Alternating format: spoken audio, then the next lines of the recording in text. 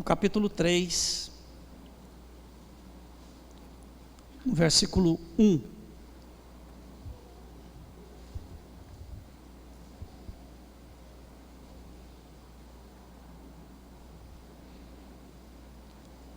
Prontos? Está difícil de achar aí, Juninho? Que nada, né? Segunda carta de Paulo a Timóteo, capítulo 3, versículo 1 diz assim: Sabe, porém, isto: nos últimos dias sobrevirão tempos difíceis, pois os homens serão egoístas, avarentos, jactanciosos, arrogantes, blasfemadores, desobedientes aos pais, ingratos, irreverentes,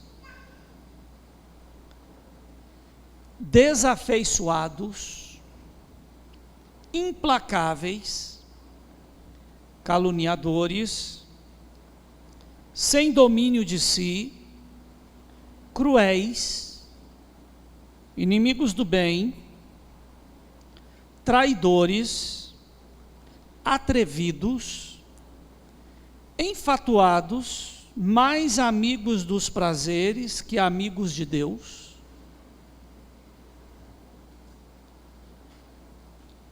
tendo forma de piedade, negando-lhe, entretanto, o poder.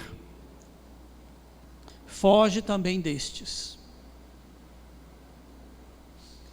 Sabe uma das coisas mais assustadoras que tem nas sociedades? Vocês já viram clínica de recuperação para drogados? Já doaram dinheiro para associações que ajudam no combate ao câncer?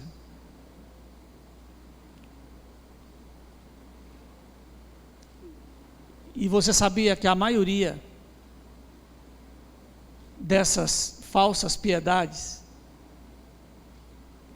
são apenas fruto de avareza? Araújo Jorge chama-se associação, não sei o que, eu esqueci a sigla que tem lá, é ACCG, eu não... E os gestores dos últimos 30 anos do Araújo Jorge, eles são condenados em tantos crimes, em tantas coisas, que são dívidas que nunca serão pagas, mas que extrapolam valores que você não consegue nem citar o número deles. Associações que pedem dinheiro para poder ajudar famílias que estão com câncer, isso, aquilo, outro, e que depois você vai descobrir que era golpe.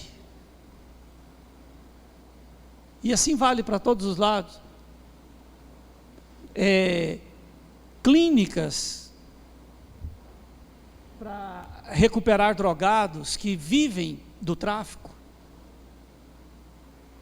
que recebem dinheiro do tráfico, que levam tráfico que levam drogas para dentro de presídios, para outros locais. Então, cuidado com aquilo que as pessoas dizem que estão fazendo por amor.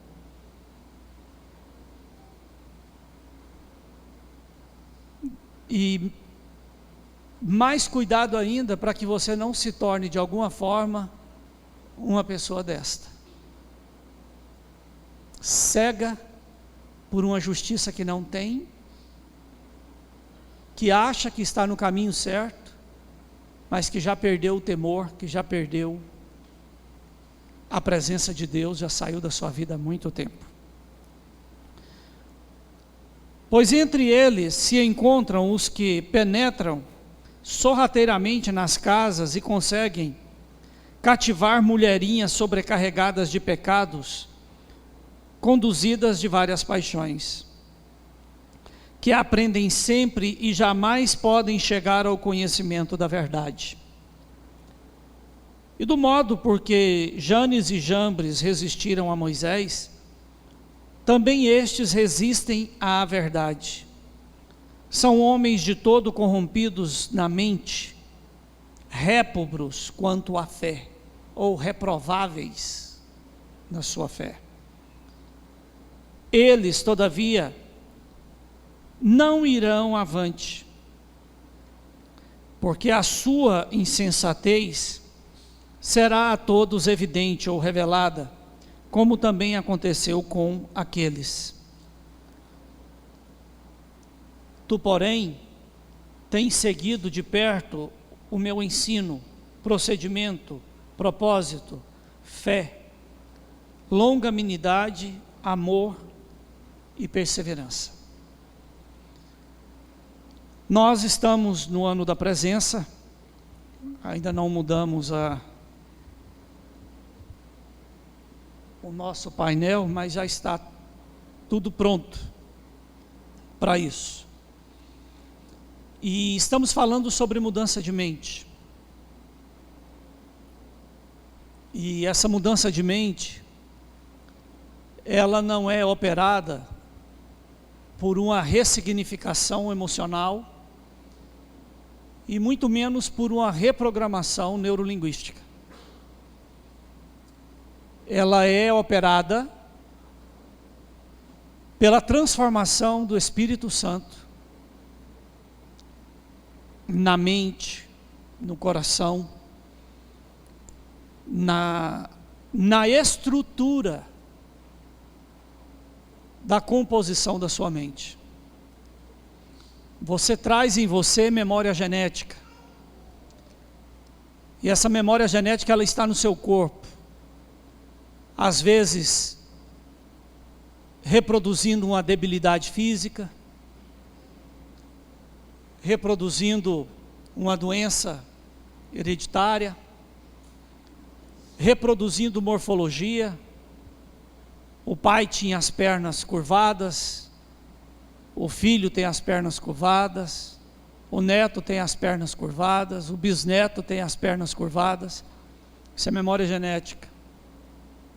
Mas isso também afeta a estrutura mental, a maneira de pensar, a maneira de agir, a maneira de ser, comportamentos. Esses dias eu fui à casa de uma pessoa e ao vê-lo lidar com a questão doméstica, e eu fiquei comparando aos antepassados dele, ao pai, e por mais que brigou com o pai, por mais que não aceitava o pai, por mais que tinha brigas e discussões horrorosas, agora está idêntico, Alexandre, ao pai, aos comportamentos, às atitudes, à forma de ser. O pai já morreu, mas eu falei, gente, como que pode? O que é uma memória genética? Como que é difícil lutar para mudar a própria natureza, a própria estrutura, a própria condição existencial. Contudo, a Bíblia diz que o verdadeiro cidadão dos céus, ele não é somente aquele que observa princípios, mas ele é a pessoa que obrigatoriamente passou pelo novo nascimento. Tem que nascer de novo. E para isso tem que nascer da água e do Espírito. E esse é um processo que batizar você submergir você em uma água, por si só, não vai mudar a sua vida em nada. Você entra de um jeito no batismo, e você sai, humanamente falando, exatamente do mesmo jeito, só molhado, e às vezes com frio, porque é um processo. A vereda do justo, ela é como o romper da aurora, que vai crescendo, crescendo, crescendo, até se tornar o dia perfeito. E Paulo está dizendo a Timóteo aqui, que a igreja dele estava repleta de gente aparentemente boa, mas que eram totalmente reprovados por Deus, e que não era para ele ceder à convivência, ceder às vontades, ceder aos caprichos e imposições dessas pessoas. Você saberia discernir o falso crente, reprovado por Deus, mas que todos amam? Que todos admiram?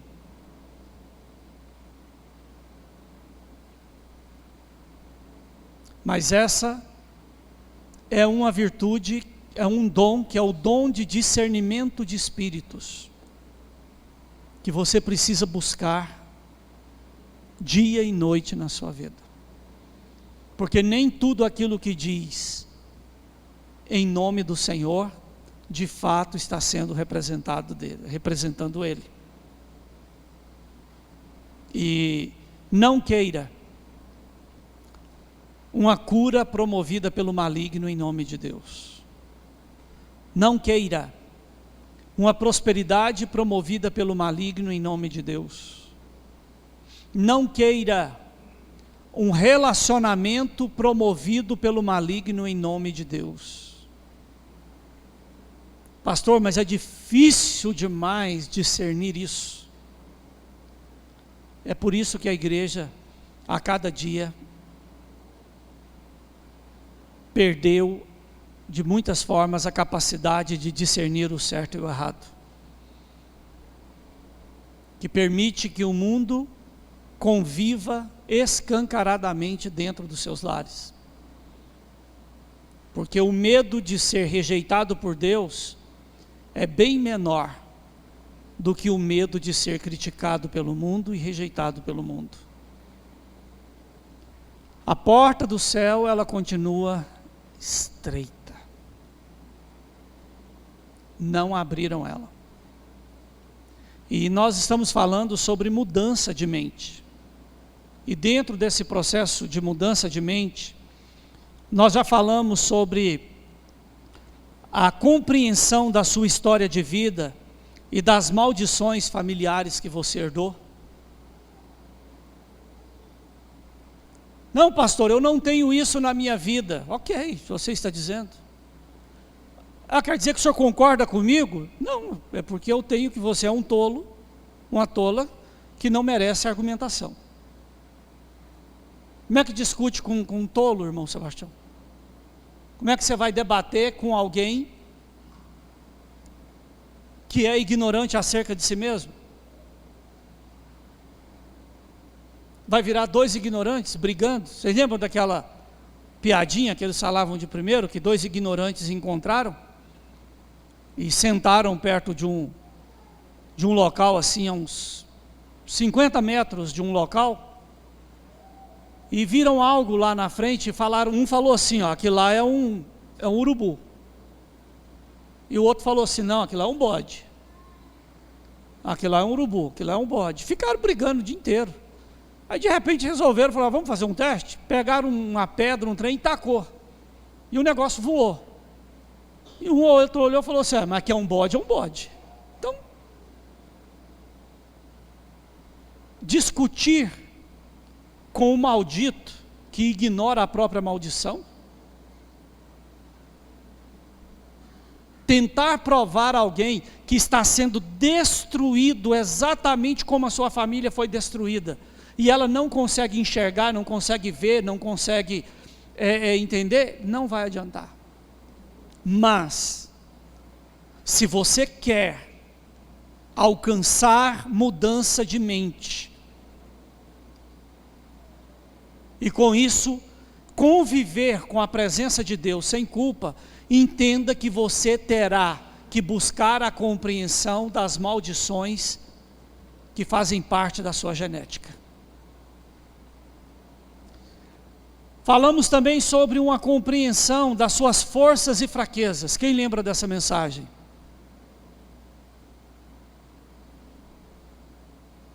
E o que você descobriu nessa mensagem? Que a sua força isolada, ela só te destrói. E que o oposto da sua força é a sua fraqueza. E essa força e essa fraqueza é o que vai lutar para te derrubar a vida inteira. E aonde que está então a paz entre a força e a fraqueza que te dominam? O equilíbrio. Se você não aprender a equilibrar a sua maior força e a sua maior fraqueza, ela nunca será uma virtude, sempre será um problema, destruindo a sua integridade. Falamos também sobre a compreensão do preço a ser pago para ressignificar sua história de vida. Não tem como. Não tem como. O Fabrício decidiu que ia deixar de ser careca. O negócio estava feio já, não estava, meu filho? E ele já está todo Nicolas Cagezinho, assim, tupetão, tal, desde que você não encoste, não passe perto. Mas só que ele descobriu uma coisa, que existe um preço para isso, né? E que se não quiser que aconteça e fique de alguma forma careca novamente, vai ter que ter uma disciplina absurda o resto da vida. O Yuri também chegou todo cabeludão dessa vez, mas o preço tem um preço a ser pago em todas as etapas. E se você quiser de fato mudar a sua mente, entenda que há um preço que implica em negar a você mesmo, a você mesmo. Jesus disse: aquele que não deixar pai, mãe, irmão, irmã, filho, filha, e negar a si mesmo, por amor a mim, não é digno de mim. Isso significa o quê? A consciência do preço que você precisa pagar para pensar diferente daqueles que te antecederam ou daqueles que convivem com você. E quando você tomar essa decisão, dentes rangerão, unhas se mostrarão, desprezos acontecerão. E se você não estiver disposto a ir até o fim, você não alcançará respeito em amar a Deus.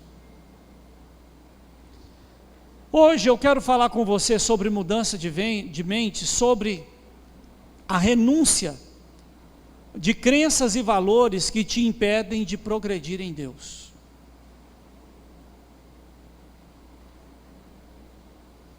Você quer Deus, você decidiu que precisa fazer parte da igreja, você tem luta de várias formas para estar em comunhão com a igreja, mas você tem crenças que você ainda defende, ou que lutam com você, que se opõem à vontade de Deus, convicções que te impedem de parar de ser um problema e começar a ser uma árvore frutífera, árvore de bons frutos, não de maus frutos. A árvore de bons frutos, irmãos, ela precisa de muito pouco para revelar os seus frutos. Vocês viram um pezinho de jabuticaba que está aqui em casa, num vaso? Ele foi abandonado para morrer. Já estava, pode-se dizer, seco. Não tinha morrido totalmente, mas estava extremamente desidratado, não tinha fruta. Trouxemos, adubei e começou a regar.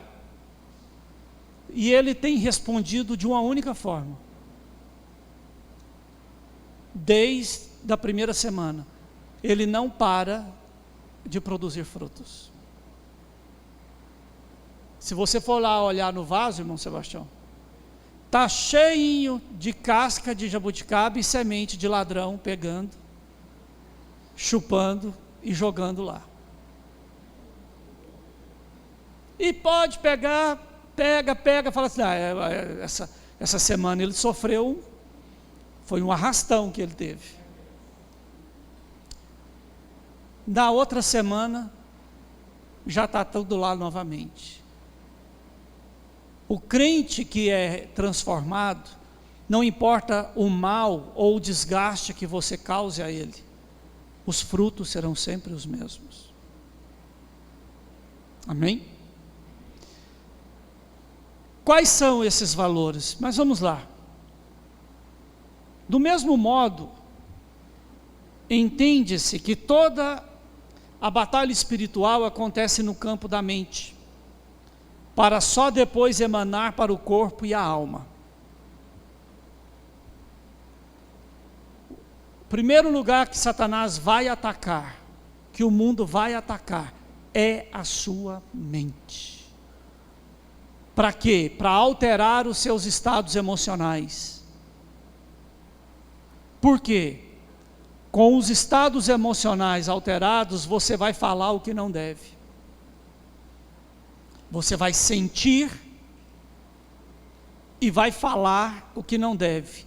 E a palavra, quando ela é proferida, ela não volta vazia. Ou eu não queria falar isso, rodou, bebê. A boca fala o que o coração está cheio.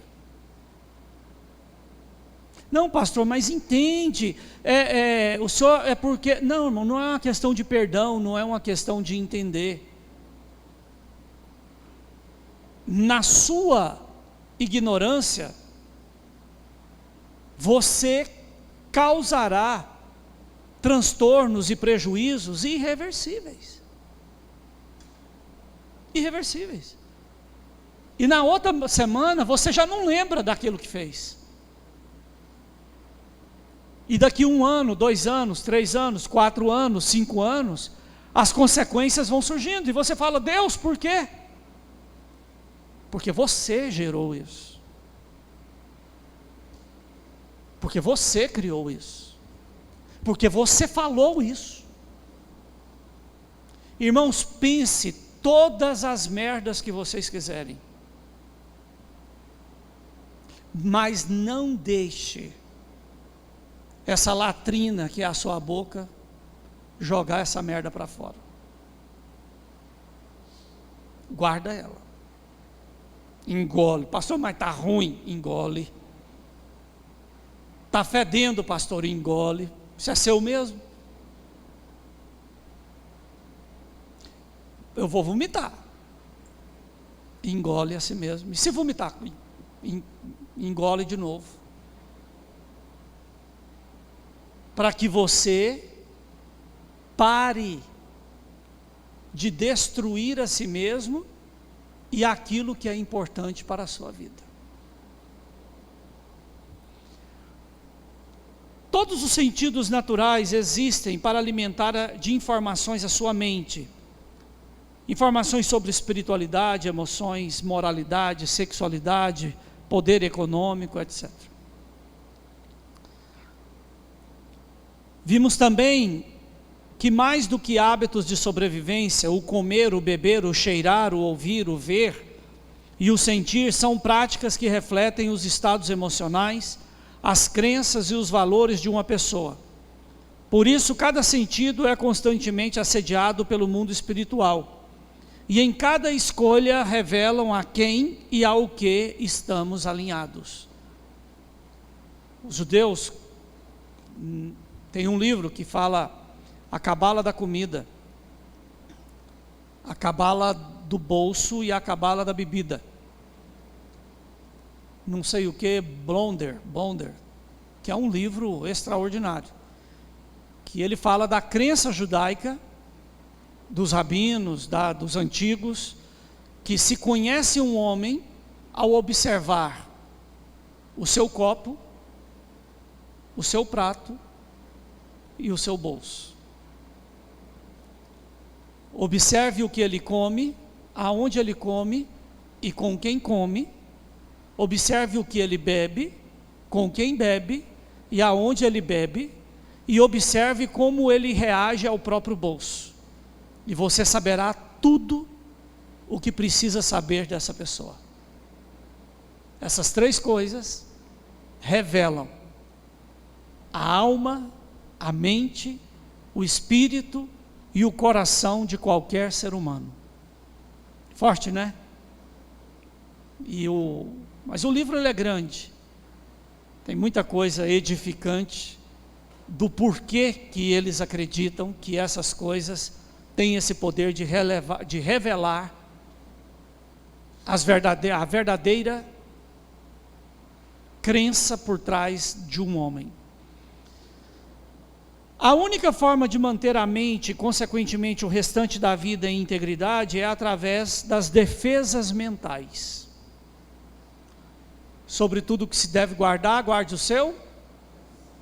Agora, como que o coração é alimentado?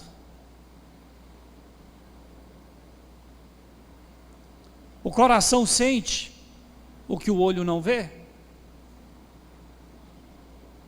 O coração sente o que o ouvido não ouve? Você está revoltado. Acredito que toda pessoa de bom senso está revoltado pelo que aconteceu com aquela criança. Mas você não está sentindo nada pelas outras que estão sofrendo a mesma coisa. Agora, nesse instante tem uma criança sendo abusada por um pai, por um irmão, por um primo, por um vizinho, por um estranho. Você não sente nada. Por quê? Porque você não ouviu nada acerca, você não viu nada, você não experienciou nada.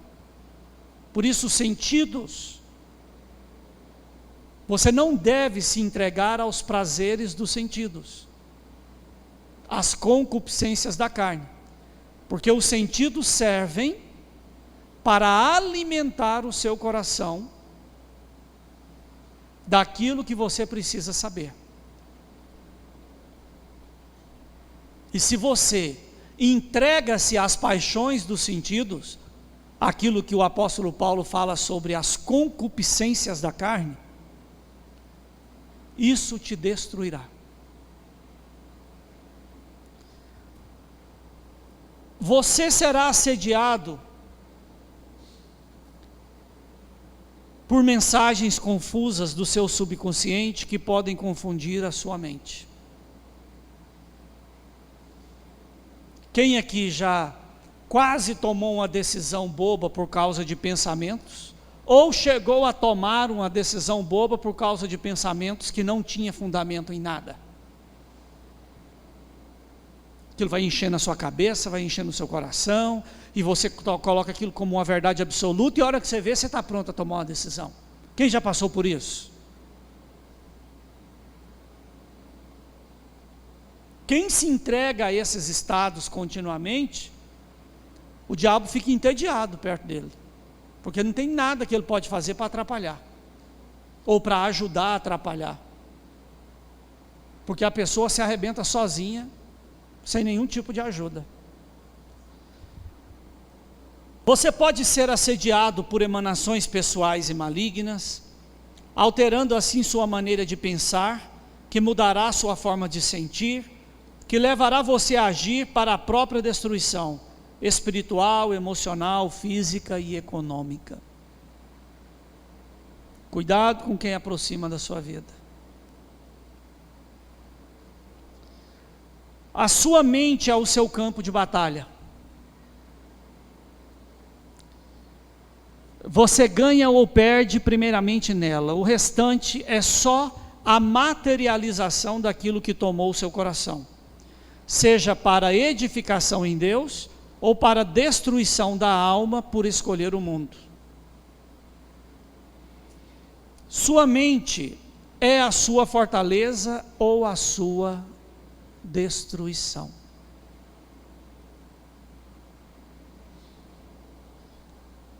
Para ter uma mente fortalecida e íntegra diante dos ataques, dos desejos, das necessidades, dos assédios, é preciso que você passe por um adestramento, um treinamento e uma transformação da sua maneira de ver e enxergar as coisas. De sentir e desejar, para que você possa compreender, experimentar e permanecer em novidade de vida, sem se perder com assédios, ataques, insinuações e mentiras que visam enfraquecer sua mente e assim mudar seu coração e suas atitudes. A pessoa que não tem temor a Deus e que não se preocupa em ouvir a voz de Deus, ela muda de mente muito rápido. É mudar o ambiente e alguém falar algo que a convença, ela não tem filtro. Ela já deixa aquilo descer para o coração, e já cria birra, e já começa a jogar fora aquilo que traz edificação. E para transformar sua mente de um lugar confuso e incerto, pastor, eu não tenho confusão mental e nem incertezas.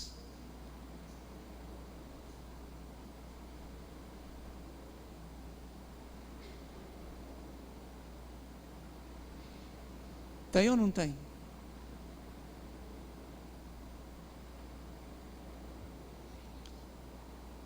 Será necessário uma postura sustentada por verdades divinas que devem se tornar em um lugar de segurança, de poder e de resistência ao mundo. E para isso acontecer, será necessário uma renúncia de crenças e valores que te impedem de progredir em Deus.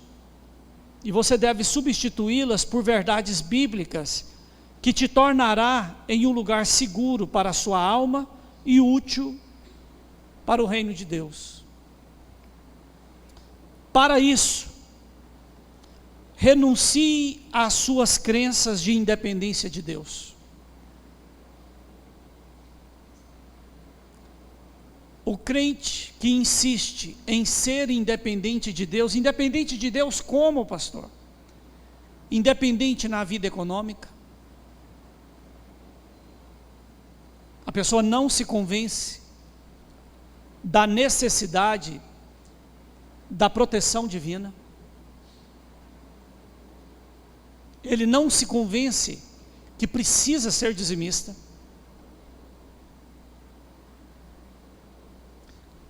Pastor, mas é porque está querendo usar o meu dinheiro? Você acha que se todos vocês chegarem agora e falar assim, ninguém mais vai entregar dízimo, devolver dízimos, essa igreja vai acabar? Vocês acham que eu vou sucumbir a isso?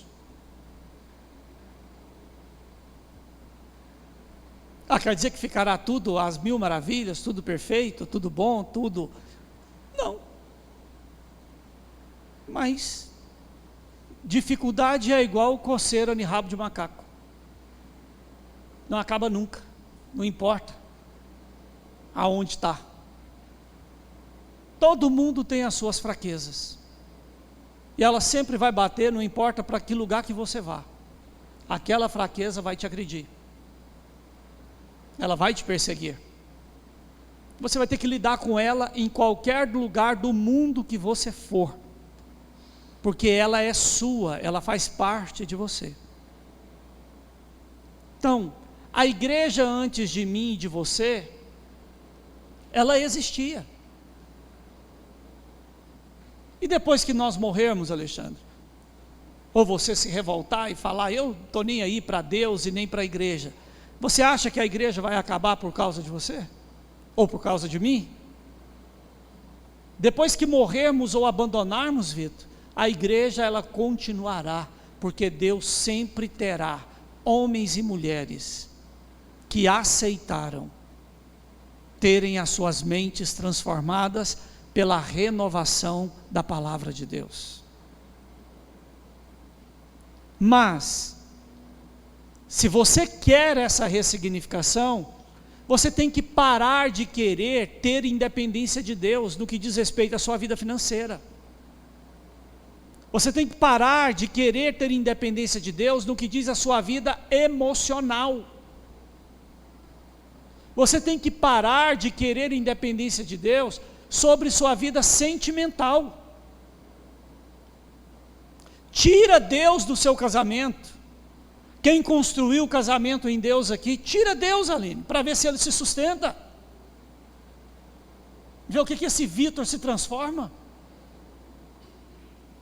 Pior ainda, Vitor, o que a Aline vai se transformar? Aí você vai chorar. Ali haverá choro e ranger de dente. Tira Deus daquilo que Ele te deu. O que você tem aqui, tudo foi construído de alguma forma em Deus, não foi? Tira Deus disso para você ver.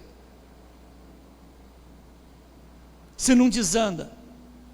E coisas que deveriam ter acabado há muitos anos, que já deveriam deixar de existir há muito tempo, vão cumprir o seu papel de que estava, porque perdeu a proteção de Deus. Abandone a ideia de querer ser independente de Deus. Queira Deus fazendo parte de todas as áreas da sua vida. Da sua vida financeira, da sua vida emocional, da sua vida sentimental, da sua vida familiar, em todos os aspectos. Permita o Espírito Santo te tornar tão dependente que se alguém falar, eu tenho uma cura, mas ela não vem de Deus, você fala, então eu quero morrer. Não toca, não toca na minha comunhão com Deus, não me oferece isso. Mas enquanto você entender que você consegue viver indiferente a Deus, saiba que você só está de pé porque tem alguém da sua casa que está te segurando.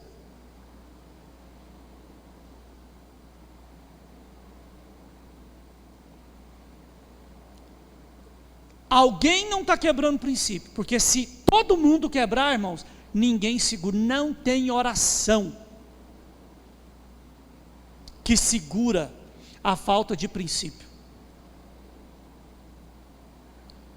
Quando tem algo, irmãos, que está errado, sobre uma enfermidade, sobre uma questão econômica, sobre algo que é de maldição, você pode orar até babar, você pode orar até cair os dentes, você pode orar até esgotar e desmaiar, não haverá resposta,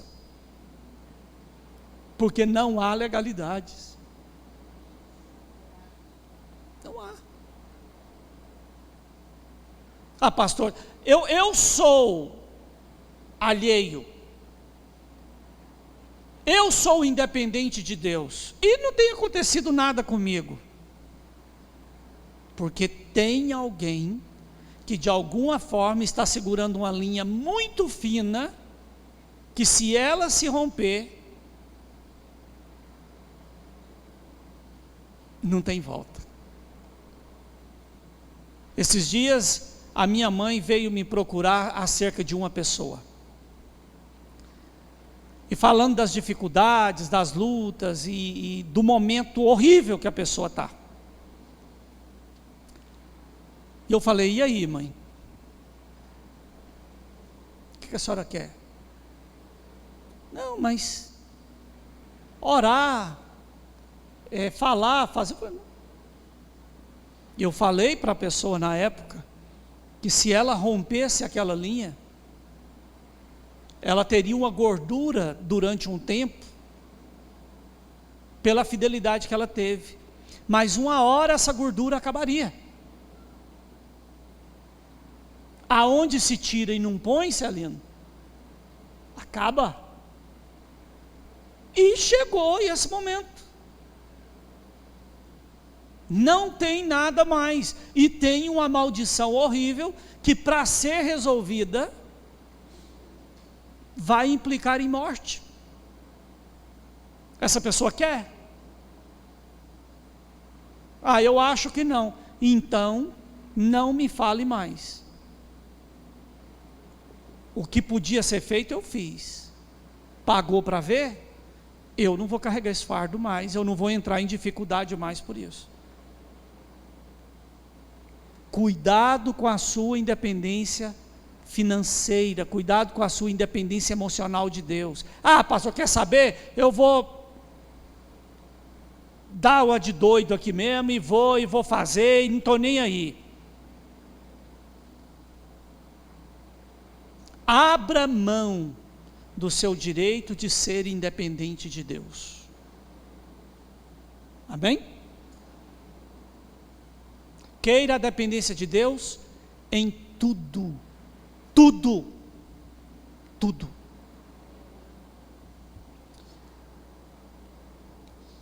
Renuncie às suas crenças de que a igreja não é um lugar que se deve ser levado a sério. Por favor, pastor. Eu levo a igreja a sério. Será?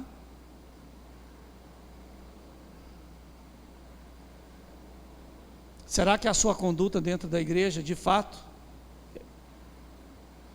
é como um local que você leva a sério?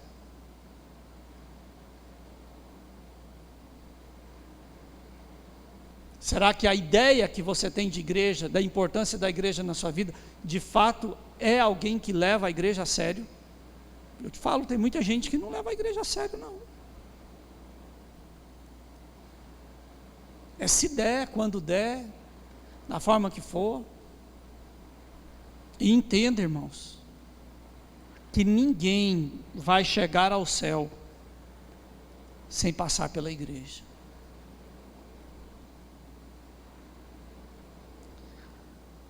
Renuncie às suas crenças de que pecado não tem consequência.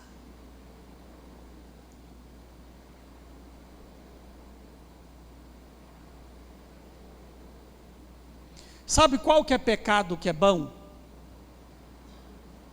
Pastor, mas tem pecado bom? Não, todo ele é marvado.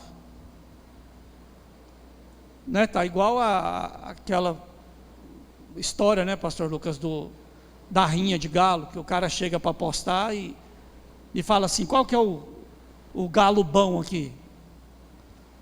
E um fala assim, o vermelho. E aí solta os galos lá na rinha, ela aposta tudo naquele, e o galo branco vai e mata o vermelho. E ele fala, mas você falou que ele era bom. Eu falei assim, você não viu? Perverso é o branco, né? O branco é ruim, ele não...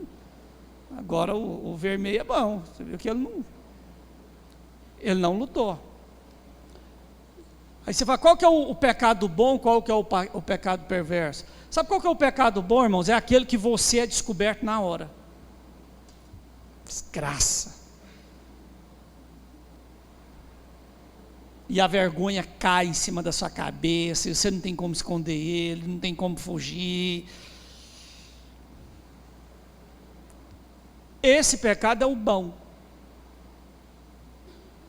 porque você trata ele. Ah, pastor, porque eu tenho vergonha da igreja. Você já viu um povo mais acolhedor, mais amoroso do que a igreja? Se a igreja sentiu, se o Espírito Santo convenceu que houve arrependimento de fato, a igreja ela nem lembra, ela nem faz questão, ela abraça a pessoa com todas as forças que tem. É assim ou não é? A pessoa está com vergonha, está com a cabeça ruim, a igreja não está nem fazendo piada daquilo, porque já não tem. Qual que é o pecado perverso, Juninho? É aquele que tem como esconder. Aí, meus irmãos, é jogar terra em cima da semente. A hora que você vê, aquilo vira uma planta, e passa uns dias, vira uma árvore, e a hora que começa a dar fruto, é a mesma coisa de você pegar plumas e jogar para o céu. Você não ajunta mais nunca. É impossível. Quem já pegou um dente de leão daquele? Que aí, ele está lá bonitinho, você pega ele assim, e ergue e sopra. Tenta juntar aquelas plumas novamente. Impossível. Se o pecado que você cometeu virar árvore,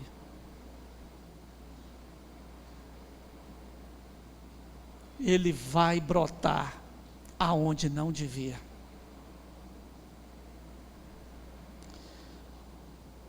Renuncie à sua crença de que santificação de terceiro é suficiente para a manutenção da sua vida com Deus. Tem quanto tempo que os homens reuniram para fazer uma consagração aqui? Quase que foi preciso de arrumar uma mesa de sinuca, uma mesa de cacheta para poder passar o tempo, né? Porque, oh meu Deus, passar um dia inteiro falando que está na presença de Deus é um trem complicado, não é? Mas qual foi a última vez que você de fato tirou um dia para consagrar-se a Deus? Em jejum, em oração, em leitura bíblica, em buscar. Ah, pastor, eu não tenho tempo para isso. Significa então que você tem a crença que você não tem necessidade disso. E crente que não se consagra, ele não vence o mundo.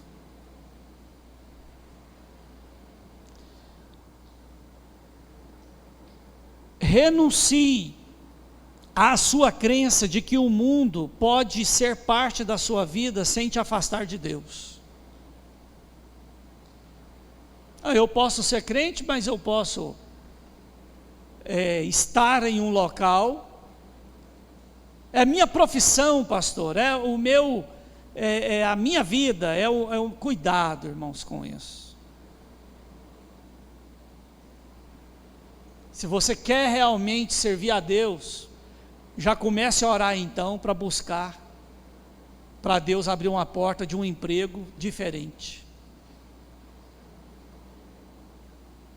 Porque um crente garça é a coisa mais difícil que tem de achar. Sabe o que é o crente garça? É aquele que vive no meio da lama, mas fica sempre branquinho.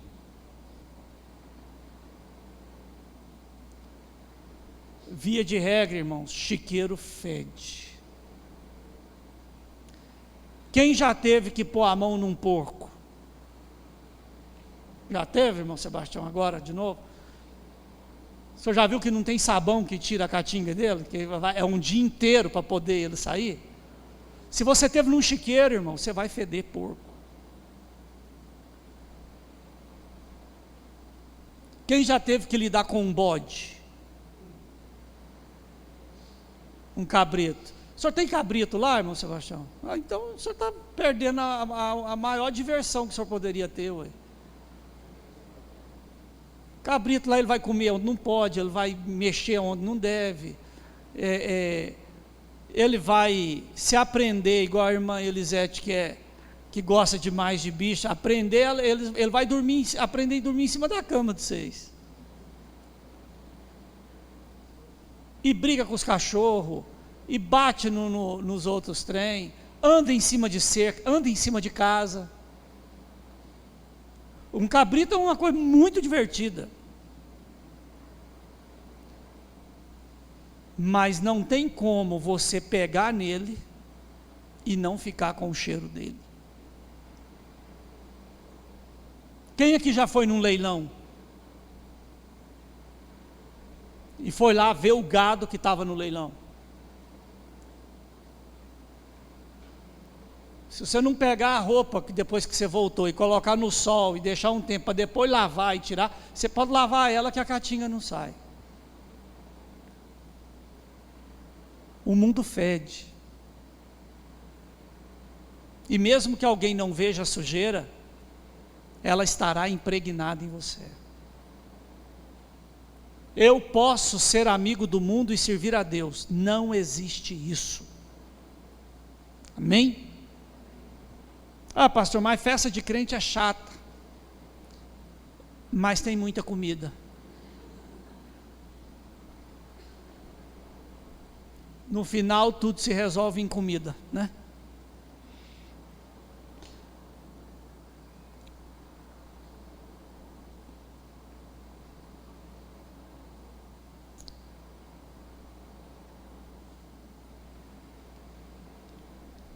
O que precisa ser mudado na sua maneira de pensar?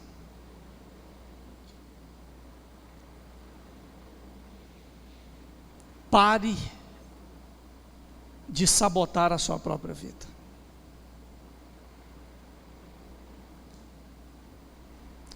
Pastor, mas eu não sinto vontade.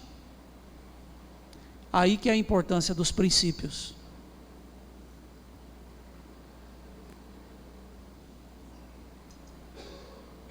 O princípio te leva a fazer o que é certo, e não o que você sente, ou o que você deseja. Que o Senhor encontre em você árvore frutífera. Amém? Alguém se comoveu com a historinha do pé de jabuticaba? Dá vontade de ter um, não dá? Mas saiba que ele só está aqui porque alguém jogou fora. O mundo não tem prazer nos bons frutos daqueles que amam a Deus. Permita que Deus cuide da sua vida. Vamos colocar de pé? Vamos tomar nossa ceia.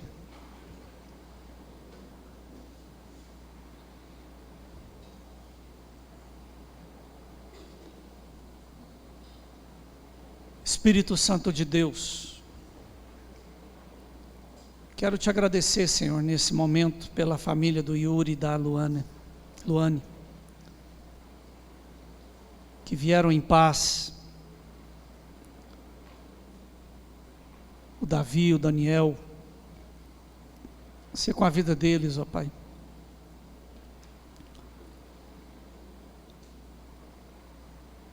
Visite a irmã Marília nesse momento. Está sentindo dores, Senhor, mas a dor que ela sente me alegra, porque eu sei que ela está sarando. O que era, Senhor, uma tragédia irreversível,